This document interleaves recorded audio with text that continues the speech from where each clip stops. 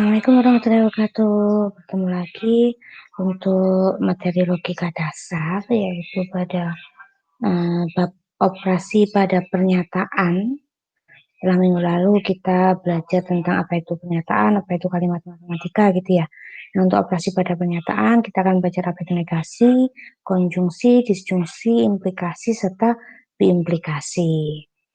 Oke, saya rasa ini semua sudah pernah teman-teman pelajari di jenjang SMA.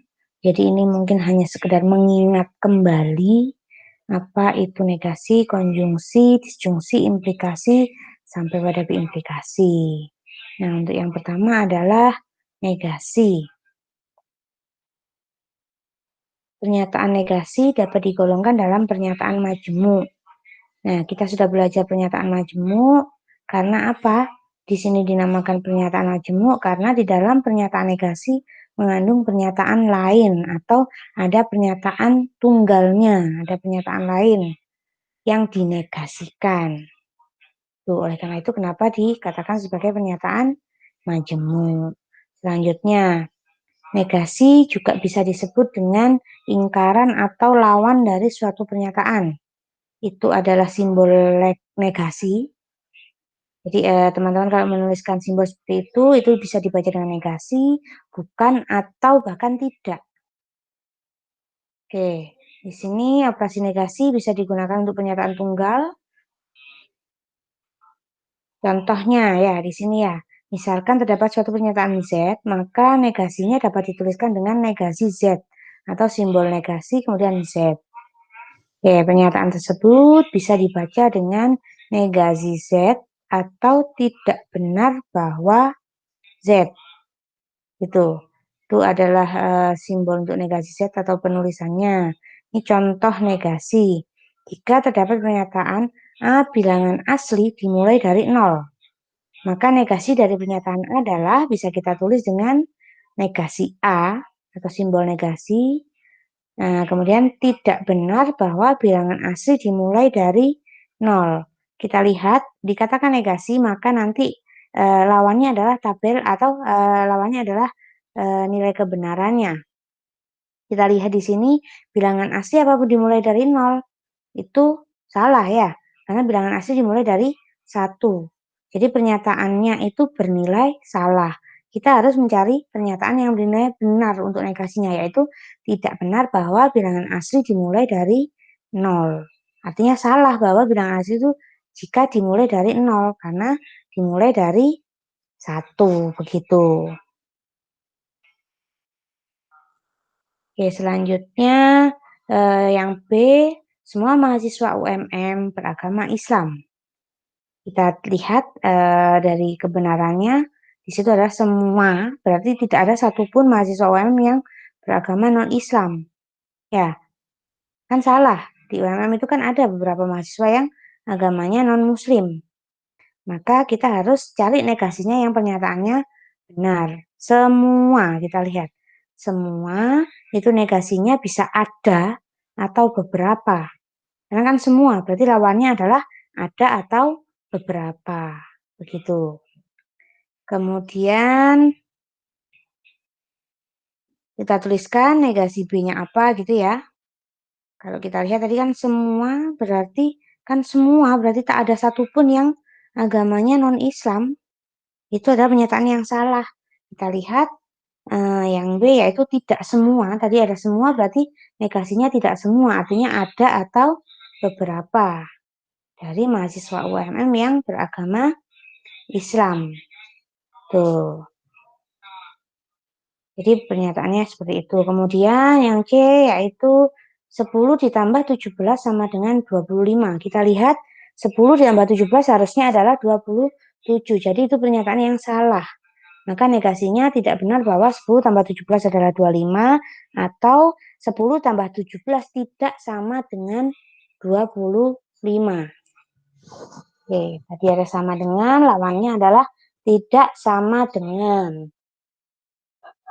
Atau tidak benar bahwa 10 tambah 17 adalah 25. Ada contoh selanjutnya, ada 4, 5, 6, silahkan dikenali, kemudian dipelajari untuk negasinya seperti apa ya? Sama halnya dengan yang ada di atas tadi. Kemudian, seperti yang dijelaskan pada bab sebelumnya bahwa suatu pernyataan punya dua kemungkinan kebenaran, yaitu dia bernilai benar atau dia bernilai salah. Dari pernyataan tersebut juga ada negasinya. Kalau pernyataan X dia bernilai benar, maka negasinya adalah salah. Jika pernyataan X dia bernilai salah, maka negasinya adalah benar. Begitu. Oke.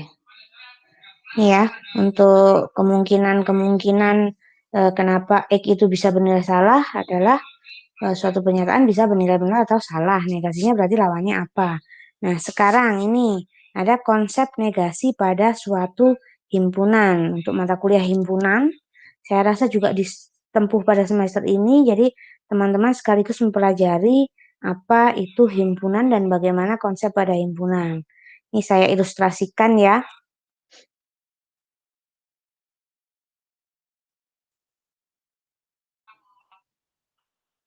Bentar, saya siapkan. Oke, untuk membuktikan atau untuk menunjukkan konsep negasi dari suatu himpunan, kita bisa menggunakan yang namanya diagram Venn. Yaitu kita tuliskan dulu himpunannya. Misalnya terdapat himpunan A 1, 2, 3, 4, 5. Kemudian ada kalau himpunan berarti ada universal atau semestanya. Misalnya di sini ada 1, 2, 3, 4, 5, 6, 7, 8, 9, 10. Oke, selanjutnya kita tentukan diagram Venn-nya. Jangan lupa dituliskan universal atau semestanya berarti tadi adalah 1 sampai 10 tadi kan ya. Artinya himpunan 1 sampai dengan 10. Kemudian kita tuliskan himpunan A-nya. Himpunan A-nya memuat 1, 2, 3, 4, 5. Oke, berarti himpunan lain yang termasuk semesta dan tidak termasuk A itu bisa dituliskan di luar A, tapi di dalam semesta, yaitu ada 6, 7, 8, 9, 10. Gitu. Jadi negasi dari A itu adalah semua anggota yang bukan termasuk A tetapi ada di dalam semesta, yaitu 6, 7, 8, 9, 10. Oke. Nah, misalnya ada himpunan B, saya tuliskan di sini. B itu adalah 8, 9. Oke. Di diagram Venn, 8, 9 itu adalah himpunan B. Maka negasi dari B itu adalah 6, 7, 6, 7, 10.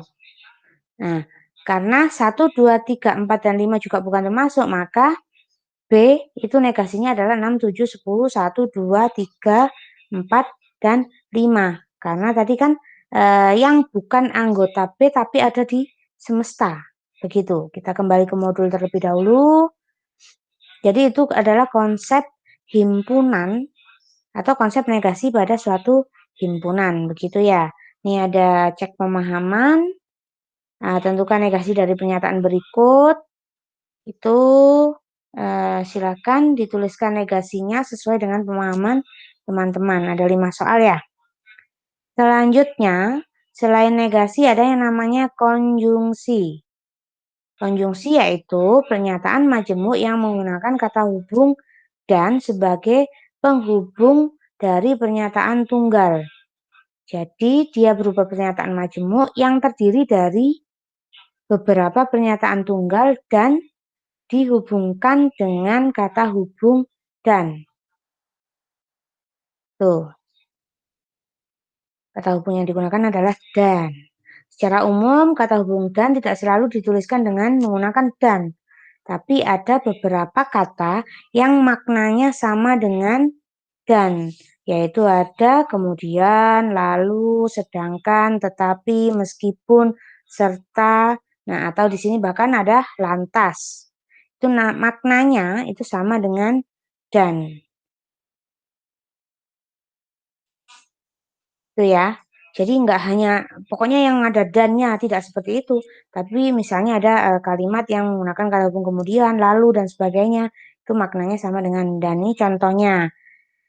Nah, yang pertama, Andi adalah mahasiswa yang rajin dan Tini adalah mahasiswa yang rapi.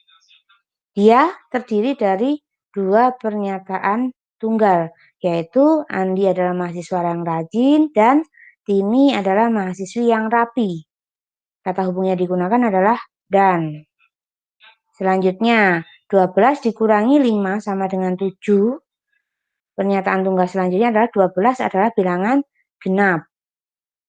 Yang C, Prodi Matematika UM mendapatkan akreditasi A. Kemudian terdapat 2 guru besar di Prodi Matematika UMM. Nah, itu adalah untuk yang pernyataan tunggal kedua. Kata hubungnya sama, yaitu menggunakan dan. Untuk contoh A, contoh B, dan juga contoh C. Nah, ini ada beberapa contoh kalimat majemuk yang juga sama maknanya dengan dan, tapi menggunakan kata hubung yang lain. Ibu memasak di dapur. Nah, ada sedangkan Lili membersihkan kamar mandi. Berarti ada pernyataan tunggal, ibu memasak di dapur. Kemudian Lili membersihkan kamar mandi. Kata hubung yang digunakan adalah sedangkan. Yang B, Ana berangkat ke sekolah pukul 7. Kemudian pernyataan tunggal yang kedua dengan menggunakan kemudian, kata hubung kemudian, Dine berangkat ke kampus pukul 9. Tuh. Ada sedangkan, ada kemudian lalu, yang D itu ada tetapi, yang E itu ada meskipun, yang F itu ada serta, nah yang G juga ada gitu ya. Yang G itu lantas. Nah, itu adalah contoh yang bermakna dan. Konjungsi dinotasikan dengan apa itu topi. Nah, apa itu simbol seperti itu. Jadi teman-teman bisa menuliskan konjungsi, misalnya ada dua pernyataan X dan pernyataan Y, maka dengan simbol konjungsi dapat dituliskan dengan X konjungsi Y. Itu membacanya adalah X konjungsi Y. Begitu. Oke, selanjutnya konjungsi mempunyai sifat yang sama dengan operasi bilangan, yaitu bersifat komutatif. Artinya, jika terdapat pernyataan X konjungsi Y akan sama maknanya dengan Y konjungsi X. Dikatakan sama berarti nanti nilai tabel kebenarannya atau kesimpulannya adalah bernilai sama, begitu. Ya. Nih ada tabel kebenaran dari operasi konjungsi. Pada bab sebelumnya telah menyatakan bahwa setiap pernyataan akan mempunyai nilai kebenaran. Baik pernyataan tunggal atau pernyataan majemuk ada nilai kebenarannya benar atau salah ya. Kalau misalnya ada pernyataan X. Nah, kita contohkan di sini. Saya tunjukkan dengan ilustrasi ya. Sebentar. Ini saya save dulu.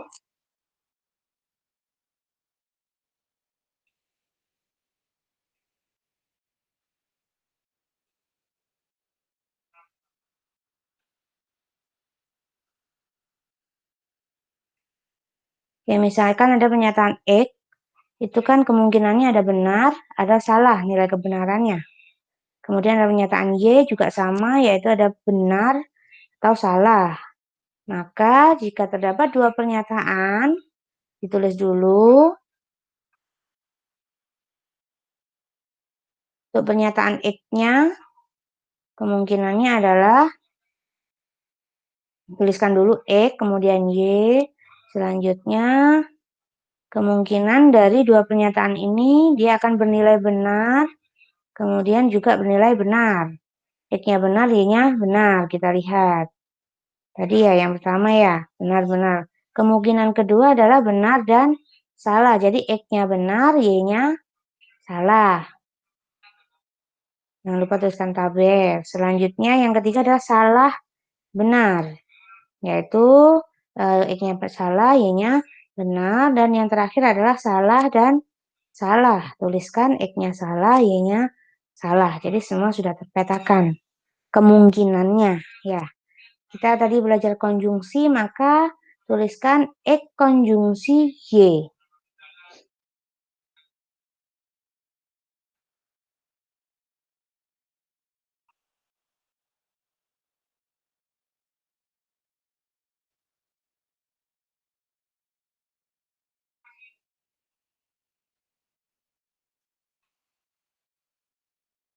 Oke.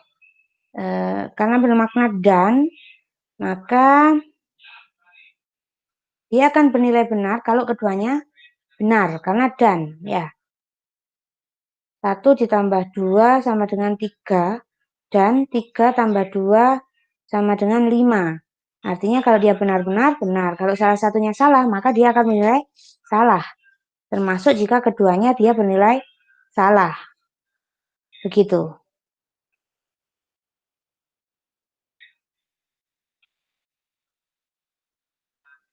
Ini misalnya ya, 2 tambah 3, 5. Dan 1 ditambah 3 sama dengan 4. Nah, kalau salah satunya benar, atau kalau dua-duanya benar, maka pernyataan itu bernilai benar. Tapi kalau salah satunya saja salah, maka pernyataan itu akan bernilai salah. Gitu.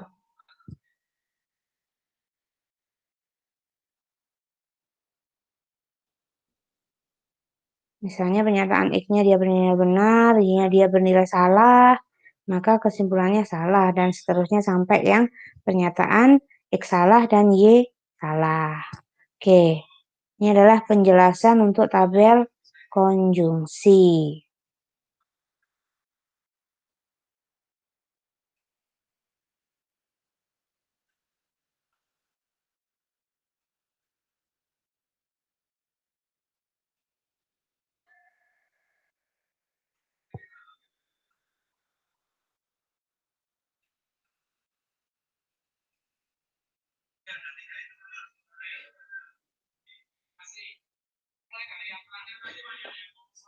Oke, selanjutnya itu kan tadi terdiri dari 2 pernyataan ya. Ada pernyataan X, ada pernyataan Y. Kemudian untuk yang 3 pernyataan bagaimana? Misalnya ada X, Y, dan Z. Minggu kemarin sudah saya berikan contohnya. Penjelasan di LK-nya juga ada untuk yang 3 pernyataan. Itu tabel kebenarannya ada berapa? Ya, tuliskan dulu X, Y, Z. Atau kemudian kemungkinan nilai kebenarannya apa dari ketiga pernyataan itu. Misalnya eh, benar, benar, benar.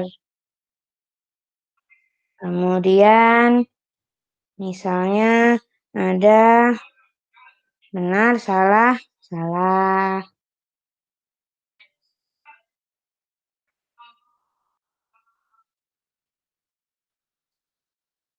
Atau benar, salah, benar dulu yang dipetakan.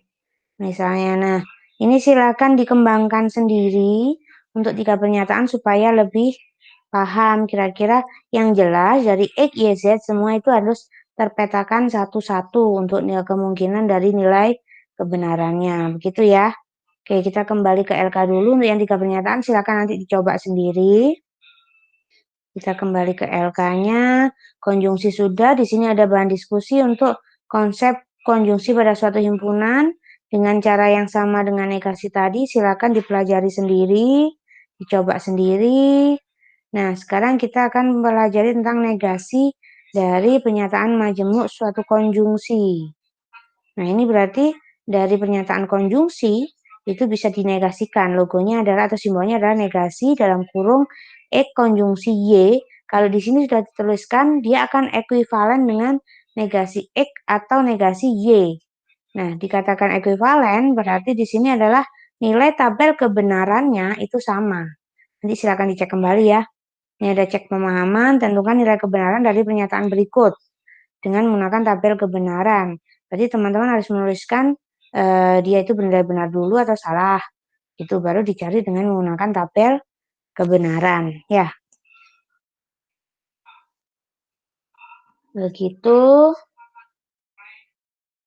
Ini ada 4 soal, silakan dikerjakan. Selanjutnya yaitu adalah disjungsi. Oke. Lain halnya dengan kata hubung dan yang merupakan suatu konjungsi tadi. Kata hubung atau pada pernyataan majemuk ini disebut dengan disjungsi atau dituliskan dengan atau. Katanya adalah atau itu. Jadi jika menggunakan kata hubung atau maka dia termasuk disjungsi. Begitu. Nah, di sini ada beberapa contoh. Itu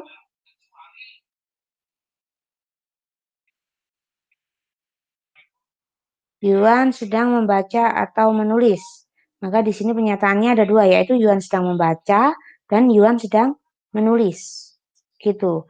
Yang selanjutnya 2 kali 6 sama dengan 12 dan 3 kali di situ selanjutnya adalah 3 kali 4 12. Kemudian ibu memasak sup. Pernyataan yang kedua yaitu ibu memasak soto. Begitu. Nah, kemudian disjungsi dibagi menjadi 2, yaitu ada disjungsi inklusif dan disjungsi eksklusif. Untuk disjungsi inklusif, kata atau dalam hal ini menyatakan satu atau salah satu atau kedua-duanya. Disjungsi inklusif menyatakan bahwa suatu pernyataan akan bernilai benar jika terdapat paling sedikit satu saja pernyataan yang bernilai benar. Jadi dia akan bernilai benar jika ada paling sedikit satu pernyataan yang bernilai benar untuk nilai dari tabel kebenarannya. Begitu. Disjungsi inklusif dinotasikan dengan seperti itu penulisannya X disjungsi inklusif Y. Oke, kata atau pada pernyataan di atas berarti kedua-duanya. Contohnya Ibu Maria masak soto atau masak sup, berarti maknanya di situ adalah Ibu Maria masak soto sekaligus juga memasak sup karena dia berarti kedua-duanya. Ya, X juga benar, Y juga benar, keduanya juga benar.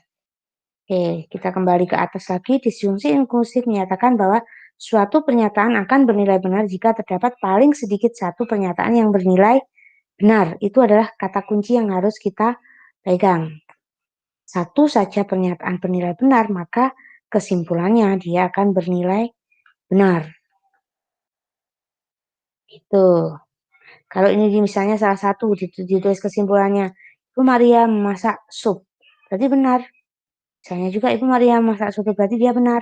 Ini ada tabel kebenarannya, kita pakai tadi prinsipnya, dia akan bernilai benar jika salah satu saja bernilai benar. Salah satu dari pernyataannya bernilai benar. Tuh. Nah, ini konsep disjungsi inklusif pada himpunan, silakan dicoba sendiri, samanya dengan konsep yang ada di negasi tadi. Yang kedua adalah disjungsi eksklusif. Disjungsi eksklusif mempunyai makna yang sangat kuat. Di sini menyatakan bahwa jika hanya salah satu saja dia bernilai benar, maka akan bernilai benar. Tetapi tidak kedua-duanya.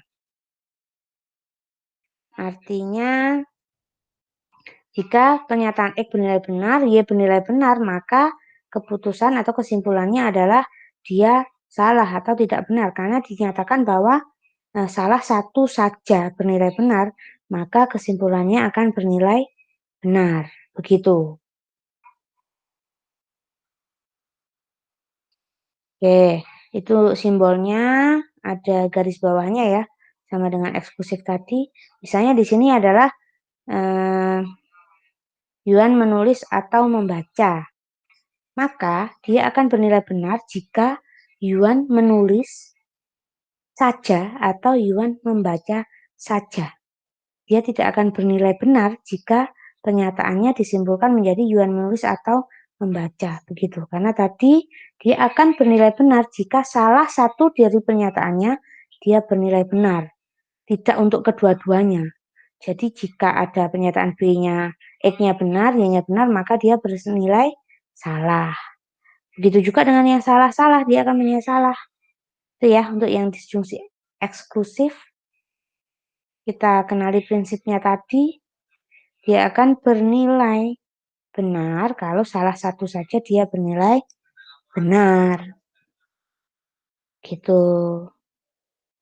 Tuh simbolnya jangan lupa. Kemudian untuk bahan diskusinya, silakan untuk yang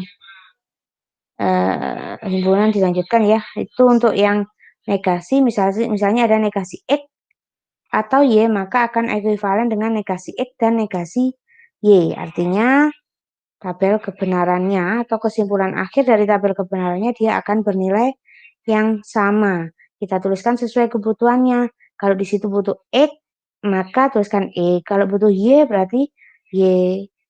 Kalau butuh negasi X, tuliskan negasi X. Kalau butuh negasi Y, negasi Y.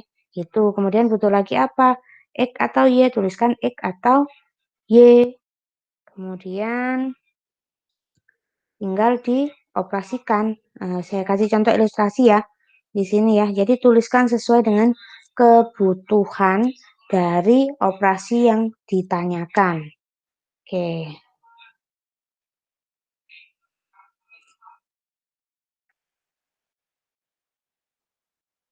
Misalnya ada negasi X, negasi dalam kurung X atau Y, ekuivalen tadi dengan negasi X dan negasi Y. Begitu. Maka tabel kebenarannya silakan dituliskan terlebih dahulu.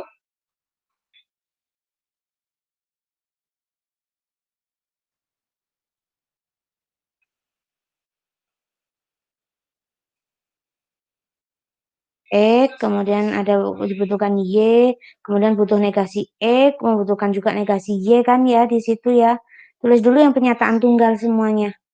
Baru yang majemuk yang dibutuhkan apa.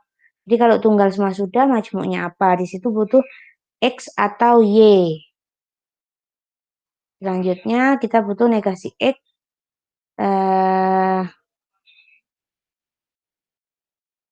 Atau negasi Y. Oh, itu negasi X dan negasi ya. Selanjutnya negasi X dan negasi Y.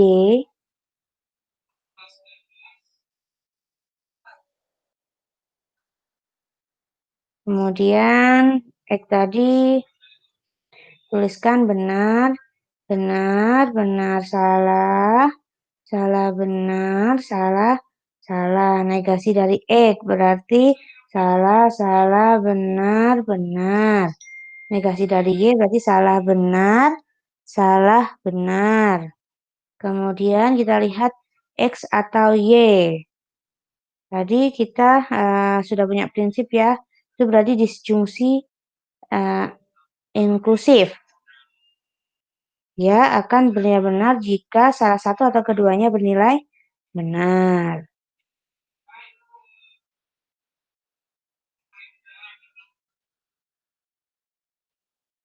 Kemudian kita membutuhkan, ini saya tulis dulu yang negasi X dan negasi Y ya. Jadi pernyataannya sebelah kanan. Negasi X dan negasi Y. Berarti kita menggunakan operasi dan untuk negasi X dan negasi Y. Salah dan salah, salah. Karena di dan itu dia akan bernilai benar kalau keduanya benar. Kalau operasi dan atau konjungsi.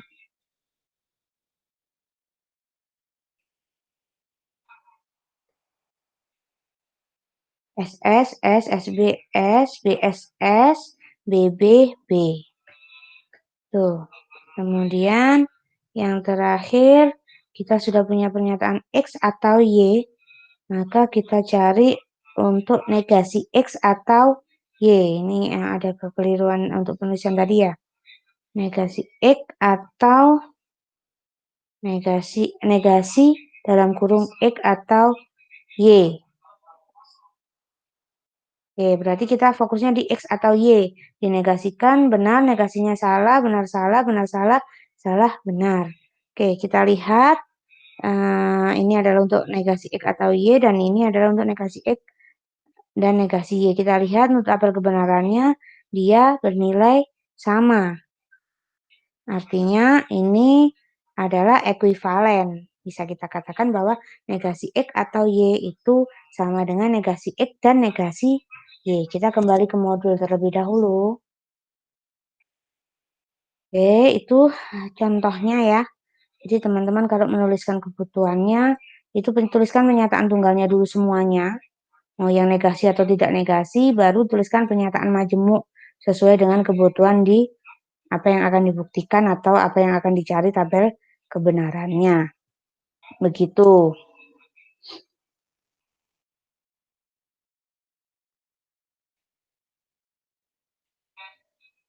Selanjutnya ada cek pemahaman, silakan dicari ya.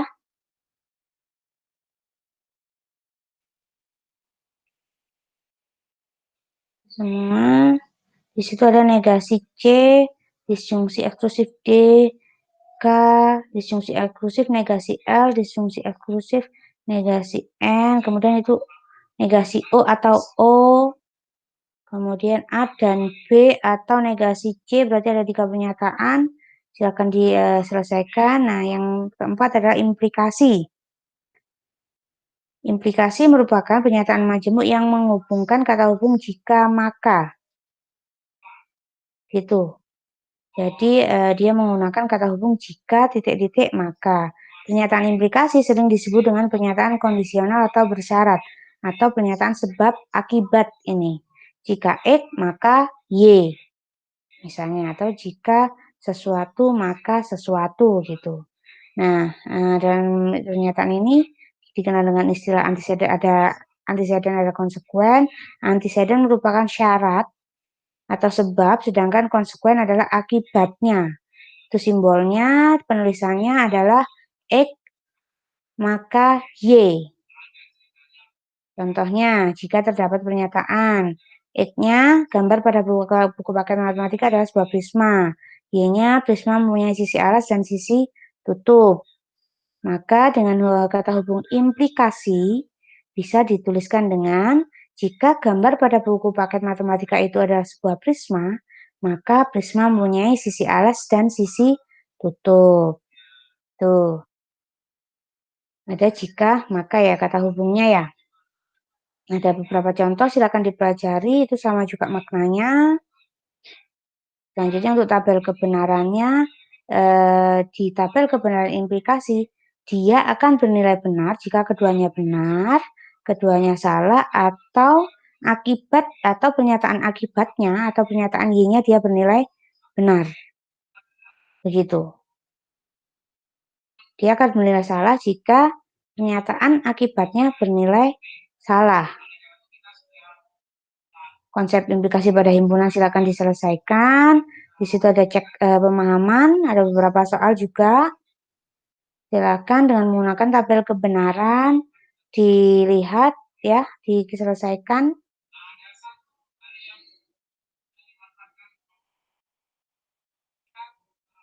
Kemudian yang terakhir untuk materi ini adalah biimplikasi. Operasi biimplikasi merupakan operasi ekuivalensi. Artinya jika berlaku implikasi untuk dua arah atau pernyataan ini berlaku implikasi dua arah atau bolak-balik. Itu simbolnya biasa disebut dengan jika titik-titik dan hanya jika titik-titik. Kita maknai bermakna dua arah. X jika dan hanya jika titik-titik gitu ya. Contohnya, jika terdapat pernyataan gambar pada buku paket matematika itu adalah sebuah prisma, maka prisma mempunyai sisi alas dan sisi tutup. Nah, kalau diimplikasikan, jadi jika gambar pada buku paket matematika itu adalah sebuah prisma, hanya jika prisma mempunyai sisi alas dan sisi tutup. Artinya, dia akan bernilai benar ketika benar bahwa prisma itu mempunyai sisi alas dan sisi tutup yang merupakan gambar dari buku paket matematika. Jadi dibaca dari X sama dengan dibaca dari Y itu mempunyai makna yang sama. Misalnya juga di sini itu ada X adalah bilangan ganjil, A adalah bilangan ganjil, Y-nya A pangkat 3 adalah bilangan genap. Dia akan menjadi benar jika diimplikasikan dibacanya seperti ini. Jika A adalah bilangan ganjil, hanya jika A pangkat 3 bilangan genap. Atau juga kita baca balik, Jika A pangkat 3 bilangan genap, maka A adalah bilangan ganjil, gitu. Jadi dibaca dari X biimplikasi Y itu akan sama dengan Y biimplikasi X karena tadi dia berlaku dua arah, begitu. Pada beberapa contoh silakan dipahami, ini tabel kebenaran. Untuk biimplikasi, dia akan bernilai benar jika keduanya benar atau keduanya salah. Tetapi tidak berlaku untuk pernyataan X atau Y yang mempunyai nilai kebenaran berbeda. Karena tadi kan bernilai dua arah ya, dapat dibaca dengan dua arah atau dua sisi, dari X boleh, dari Y benar. Dia akan bernilai benar jika keduanya bernilai benar atau keduanya bernilai salah. Itu untuk tabel kebenaran suatu implikasi ya. Ini mohon maaf ada salah tulis implikasi itu. Itu. Oke, ada rangkuman. Selanjutnya, ini cek pemahaman juga silakan dikerjakan untuk yang pernyataan biimplikasi. Oke. Ini untuk materi hari ini yaitu operasi pada pernyataan. Ada negasi, konjungsi, disjungsi, implikasi, dan diimplikasi. Teman-teman silakan dikerjakan untuk semua yang bertandakan cek pemahaman. Silakan ditulis tangan saja, dikumpulkan dalam bentuk foto. Ya, begitu. Dalam bentuk foto yang ditulis tangan, silakan dikerjakan berdasarkan pemahamannya sendiri. Oke, untuk perkuliahan kali ini cukup dulu, silakan dipahami. Saya akhiri. Assalamualaikum warahmatullahi wabarakatuh.